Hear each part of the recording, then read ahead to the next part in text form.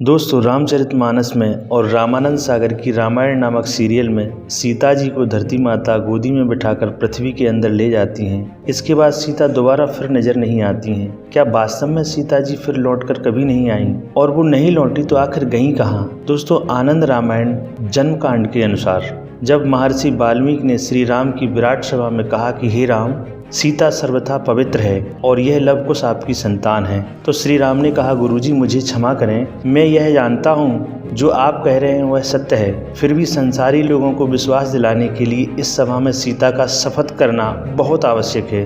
तभी इन लोगों के सामने सीता शुद्ध प्रकट होगी, तभी मैं इसे पुनः स्वीकार करूंगा। जब माता ने हाथ जोड़कर कहा कि हे माता पृथ्वी, यदि मैंने श्री राम के अतिरिक्त अन्य किसी को अपने हृदय में न सोचा हो तो आप मुझे अपने में इस प्रकार स्थान दीजिए कि मैं उसमें समा जाऊं। सीता के इस प्रकार प्रार्थना करते ही तत्क्षण एक दिव्य सिंहासन पृथ्वी के भीतर से निकला, जिसे बड़े बड़े नाग सिर पर उठाए हुए थे। वह सिंहासन सूर्य के समान प्रदीप्त हो रहा था, जिस पर माता पृथ्वी बैठी हुई थी। उन्होंने उसी क्षण अपने दोनों भुजाओं से सीता को अपने गले लगा लिया और गोदी में बिठा लिया और दोनों सिंहासन पर बैठ गईं। उसके बाद धीरे धीरे वह सिंहासन पृथ्वी में प्रविष्ट यानी धंसने लगा। जब सीता सिंहासन पर बैठकर पाताल को जा रही थीं, रामचंद्र जी सीता को पृथ्वी में धंसते हुए देख रहे थे। पृथ्वी में धंसते देखकर सिंहासन से कूद पड़े तथा पृथ्वी का हाथ अपने दाहिने हाथ से पकड़कर इस प्रकार कहने लगी कि हे देवी, तुम समस्त संसार का घर हो, ये संसार तुम पर ही बसता है,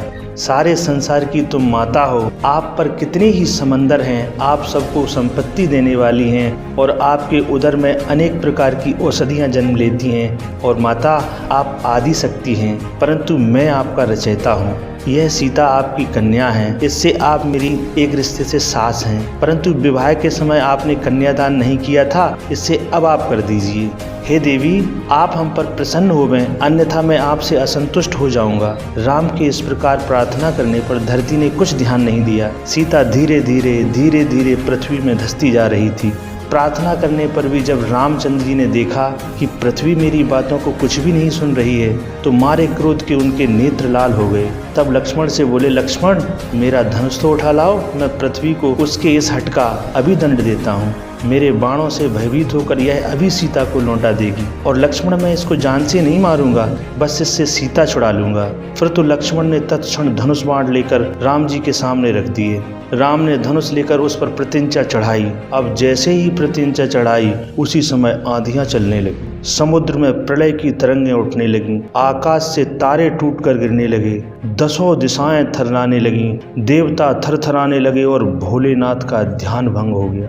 यह देखकर पृथ्वी त्राहिमाम त्राहिमाम त्राहिमाम कर कांपने लगी। उसने अपने हाथ से सीता को उठाकर राम की गोदी में बिठा दिया। फिर पृथ्वी बारंबार श्री राम के चरणों की वंदना करने लगी। स्वर्ग में देवताओं ने बाजे बजाए और सभी ने सीता राम पर फूलों की वर्षा की। जब राम ने देखा कि पृथ्वी मेरे चरणों में प्रार्थना कर रही है, तब उन्होंने अपना क्रोध शांत कर लिया। साथ ही धनुष बाण को त्याग कर अपने दोनों हाथों से पृथ्वी माता को उठाया। फिर पृथ्वी ने सीता तथा वह स्वर्णमयी सिंहासन उसने राम को दहेज में दे दिया। इसके पश्चात पृथ्वी अंतर्ध्यान हो गई। तब जाह्नवी के दक्षिण तट पर सीता ने सबके सामने शपथ खाई कि मैं शुद्ध हूँ। आज वह स्थान सीता कुंड के नाम से जाना जाता है, जहाँ हमेशा गर्म जल निकलता है। स्त्रियां अपने पति की उम्र बढ़ाने के लिए इस कुंड में स्नान करती हैं। फिर राम जी ने सीता के साथ 100 यज्ञों को पूर्ण किया। अब राम पुनः सीता तथा पुत्रों सहित आनंद से 13,000 वर्ष तक राज्य किया। किसी कल्प में 11,000 वर्ष, 11 माह, 11 दिन तक राज्य किया। तो दोस्तों, आपको यह वीडियो कैसा लगा कमेंट करके जरूर बताएं और इसी तरह की रोचक जानकारी देखने के लिए सब्सक्राइब करें। ग्रंथ जुड़े रहिए धर्म के साथ।